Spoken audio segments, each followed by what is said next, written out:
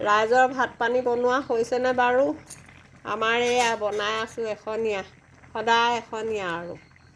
এয়া আলু বইল কৰি ল'লোঁ, বিলাহী এটা তেলতে ভাজি পিঁয়াজ অকণমান দি আলু ঢালি পানী ঢালি ডিম 3টা আছিলে আমলেট কৰিলোঁ।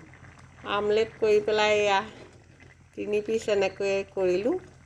3 পিচ কৰি পেলাই 3টাই খাম আৰু এতিয়া। হৈ গ'ল আৰু দেই ভাত। এখনীয়াহে আৰু বেলেগ নাই, উপায় নাই। মিঠাতেলৰ যিহে দাম হৈছে। ইঞ্জিনৰ দূৰৰ কথা, আগত ধাৰা খাইছিলোঁ, এতিয়া ধাৰা ত্যাগ কৰি পেলাই অহা মাহৰ পৰা হয়তো হনুমান তেল খাবলৈ বাধ্য হ'ব লাগিব। হনুমান তেলৰো যদি দাম, আকৌ খোলাটো বিচাৰি মিললৈ যাবগৈ লাগিব। খোলা তেল ক'ত পাম?